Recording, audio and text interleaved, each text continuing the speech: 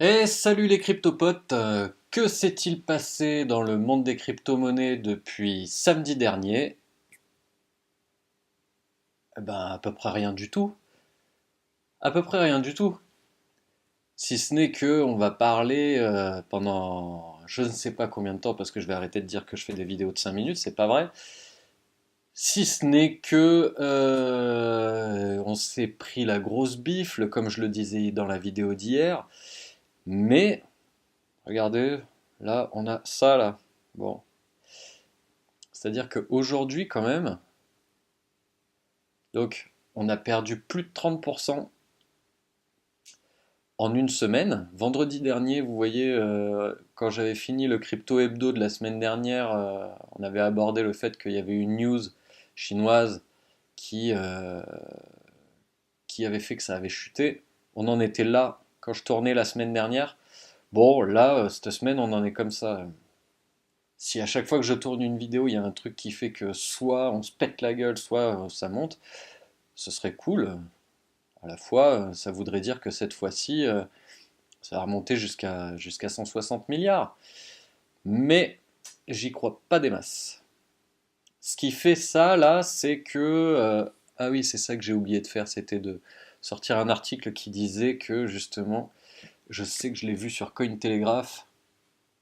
Hop, Cointelegraph, qui nous dit pourquoi est-ce que là, bah du coup, vu qu'on est passé sous la barre des 100 milliards aujourd'hui, là, on vient de repasser, comme je le disais, à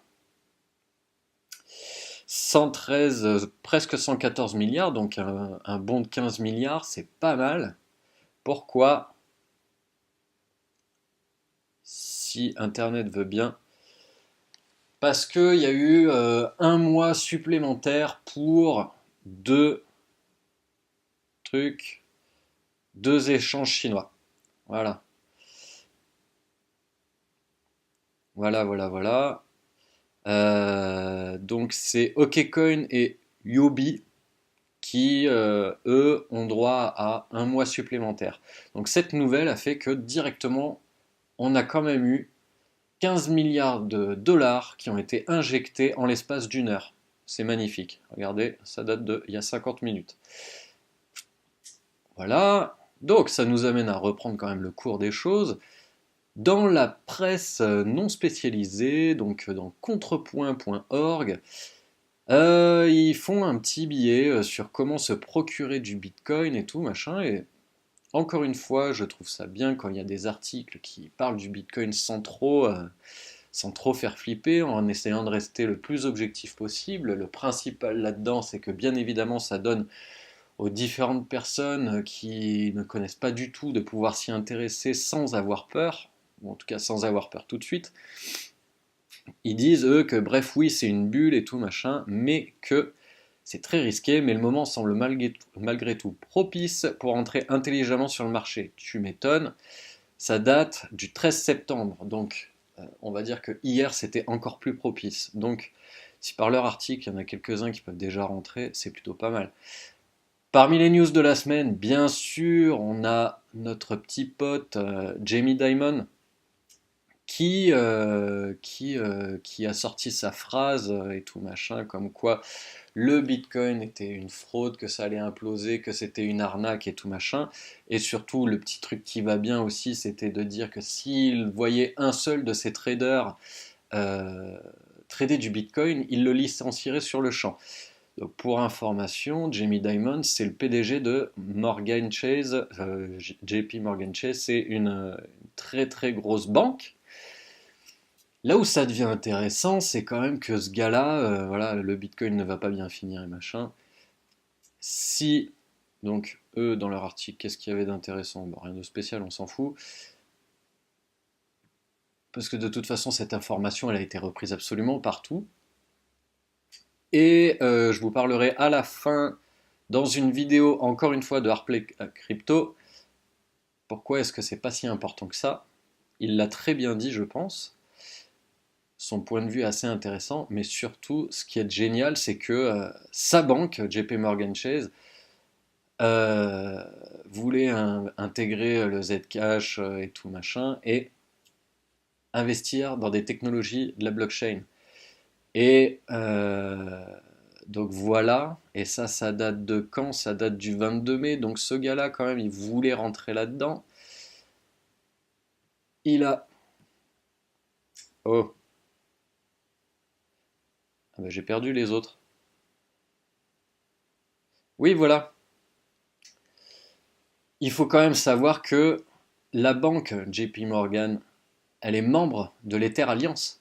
Donc, autrement dit, c'est assez drôle de voir que ce mec-là, et en plus, pendant longtemps, il a voulu, a priori, ça je suis moins sûr sur les sources, mais il paraît que il voulait faire en sorte d'avoir sa propre crypto-monnaie, ou en tout cas rentrer dans le milieu des crypto-monnaies pour sa banque, et 170 fois, je crois, que ça lui a été refusé et tout, donc c'est assez intéressant de voir que ce mec-là, en fait, il prend la mouche comme un gamin, et qu'il veut faire tomber le Bitcoin parce qu'il ne peut pas en obtenir ce qu'il veut, ce cher monsieur.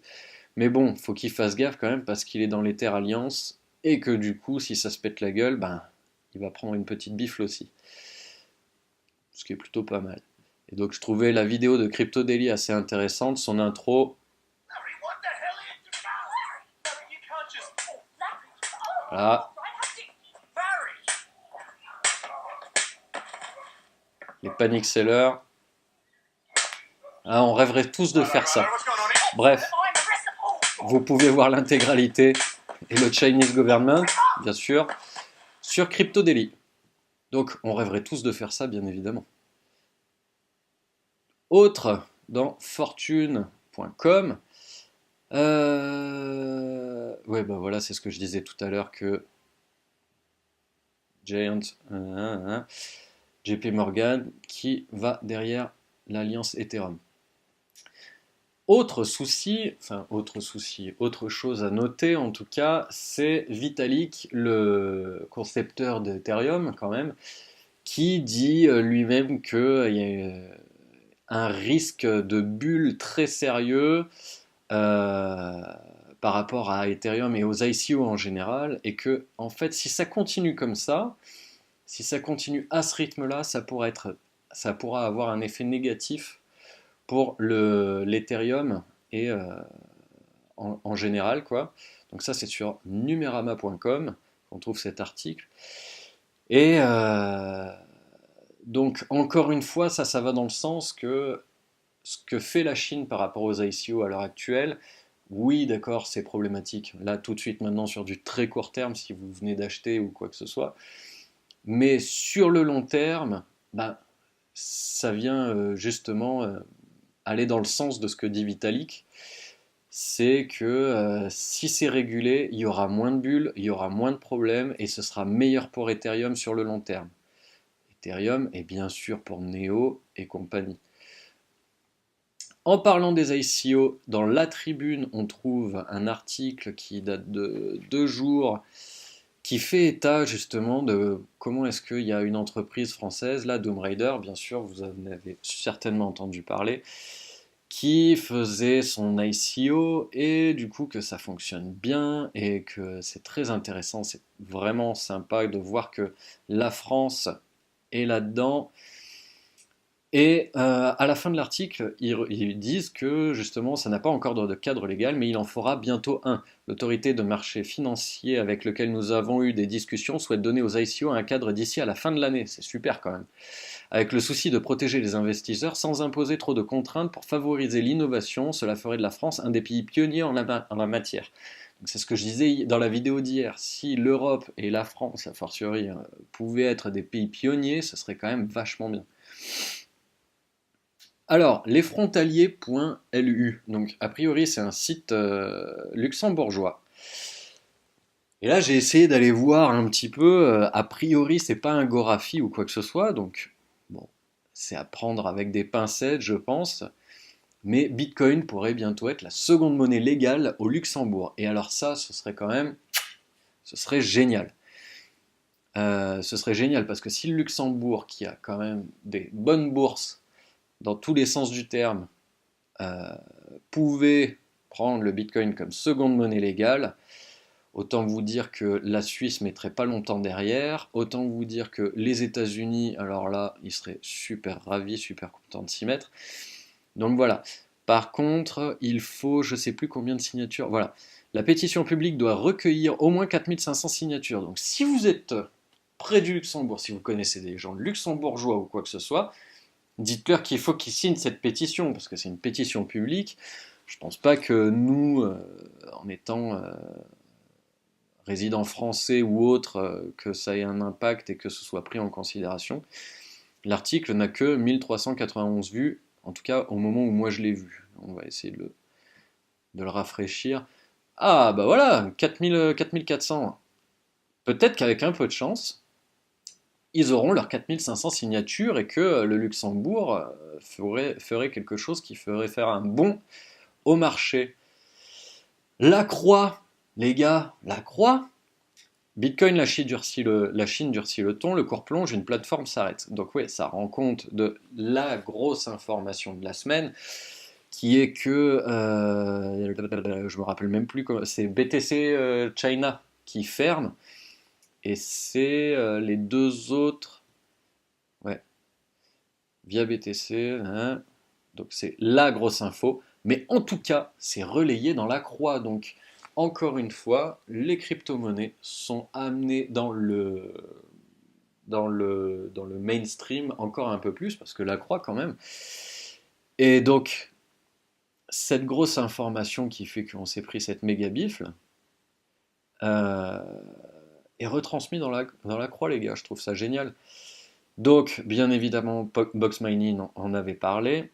Donc, cet énorme site d'exchange va fermer d'ici le 30 septembre. Ça m'étonnerait que vous ne soyez pas au courant quand même. Mais la deuxième autre chose, c'est que les deux autres monnaies, là, comme je vous ai montré sur le Cointelegraph, les deux autres échanges chinois ont un mois supplémentaire de gagner. Donc voilà, est-ce que la fin est proche? Le fameux tweet de Bitcoin China qui annonçait qu'ils allaient fermer au 30 septembre, qui fout la merde. Et ça m'amène à parler de la vidéo de Hardplay Crypto, qui du coup dure 20 minutes. Et vraiment, je vous conseille de la voir. C'est pas 20 minutes de perdu, loin de là. Euh, il explique très très facilement quels sont ses arguments à lui de la chute et pourquoi, jusqu'où et tout machin. Il parle de la résistance qu'il devrait y avoir autour de 2000-2500 $. Alors pour le coup, on n'a pas pu tellement la tester cette résistance parce que vu que là il y a eu cette nouvelle comme quoi les Chinois avaient un mois de plus pour respirer, ça a réinjecté 15 milliards. Mais cette vidéo est quand même très importante, surtout si vous êtes des nouveaux investisseurs et que vous êtes fait dans le froc. Donc, allez voir, ça va vous faire du bien. Et dernière news de la semaine, si je me réfère aux vidéos YouTube, c'est la vidéo de Cryptonation, qui pour une fois, excuse-moi, je trouve toujours que tu fais du très bon contenu et tout machin, mais là, sur cette vidéo, bon, même si je conseille quand même aux gens qui regardent cette vidéo d'aller la voir, c'est sur les différentes token cards, euh, sur les différentes cartes de crypto-monnaie et tout. Il a de bons arguments de pourquoi est-ce que c'est intéressant, pourquoi est-ce que ça l'est moins. Il fait un comparatif entre 10x, Token et Monaco. Et alors, j'ai trouvé la vidéo assez intéressante, mais sauf les 10 premières minutes, quoi. C'était très long. C'est ça que je reproche à cette vidéo, c'est que les 10 premières minutes, on s'en fout un peu. Je pense que pouvoir parler à sa communauté, c'est très très bien. Rendre compte de tout un tas de choses, c'est très très bien, mais en fin de vidéo, je préfère quand ça en vient directement au propos. Et on passe beaucoup de temps sur 10x, peu de temps sur Token et encore moins de temps sur Monaco. Et du coup, je trouvais ça un peu dommage.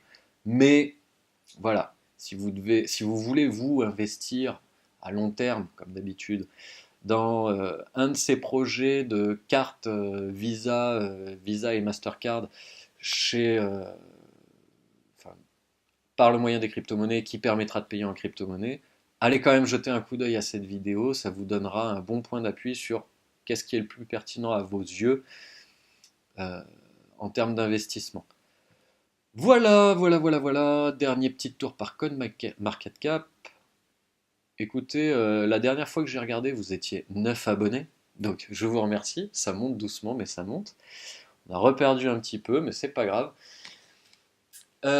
Si ça vous plaît, ben, abonnez-vous. Si ça vous plaît, faites-le moi savoir.